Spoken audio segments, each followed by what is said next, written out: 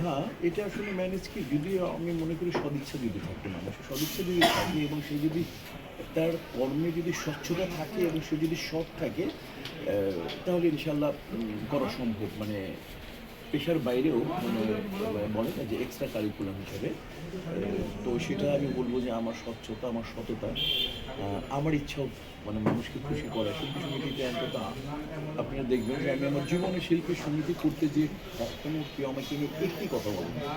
আমি ৩ বারের president, 2 Times যে টার্ম ধরে সেক্রেটারি, ৩ বার আমি সিনিয়র ভাইস প্রেসিডেন্ট ছিলাম। কিন্তু আমাকে কেউ বলতে পারবে না, শিল্পী সমিতি নিয়ে আমাকে কোনো কথা বলতে পারবে না। আমি কোথাও গেছি, অ্যাডভান্টেজ নিয়েছি, কাউকে আমি মেম্বার বানিয়েছি, এরকম আর আমার আমার ইতিহাসে নেই। তো সেই জায়গা থেকে মানুষ প্রচুর ভালোবাসে, সিনিয়ররা ভালোবাসে।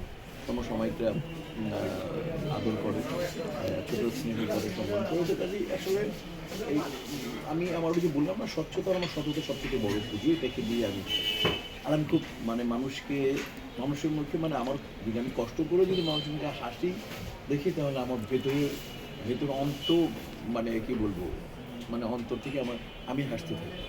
হ্যাঁ, হ্যাঁ, হ্যাঁ। যেমন ভাবি সবসময় মনে করো যে এই আমার ম্যারেজ ডেতে আর ওনার তোমার কিন্তু টিচার, ওনার একটা আর্ন করার একটা জায়গা আছে সবসময়।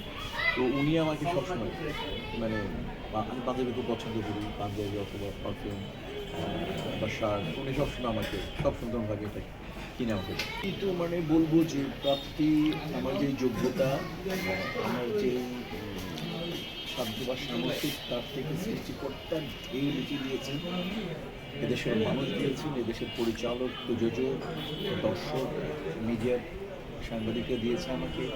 আমি এটা ঋণ শোধ করতে পারবো না। আমি উপরওয়ালা, আমার দেশে, আমার কলাকুশলীদের এবং আর্টিস্টদের, আমার সহকর্মীদের অপ্রাপ্তি একটি থাকবে, সেটা হচ্ছে যে যখন আমরা কাজ করি আজ থেকে ৩৬ বছর আগে, আমি আরও আগে কাজ করি। আমি 86 এ নতুন মুখো সন্ধানের নায়ক হিসেবে সিলেক্ট হওয়ার পরে প্রথমে এজে মিন্টু সাহেব ছিলেন জুরি বোর্ডে। আমি খুব ভালো নাচতাম। তো আমাকে উনি বললেন যে তোমার আমার বন্ধু ছোট্ট আমাদের একটা ছবিতে আইটেম করে দিব। তোমার আইটেম বুঝি না তখন, অথবা আইটেম তখন শব্দটি ছিল কিনা জানি না। তখন আমি শিলা মমতাজ আপু ছিলেন, উনি বাংলাদেশের প্রথম মহিলা ডান্স ডিরেক্টর, উমিয়া রানী। ছবির নাম ছিল অত্যাচার, সৈনা নাম ভাইয়া ববিতা তো ছিলেন নায়িকা, আমার একটা গান। তাই বলে হ্যাঁ করবো, কারণ আমার মুখে তো ফিল্মে ক্যামেরায় শুটিং করবো, গান করবো, নাচ করবো।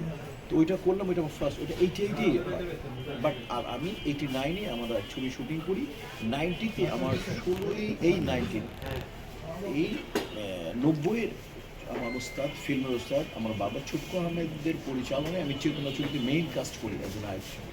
সেটা এই যে আজকে 36 বছর পরিপূর্ণ আমি করি ওই প্রথম কাজ।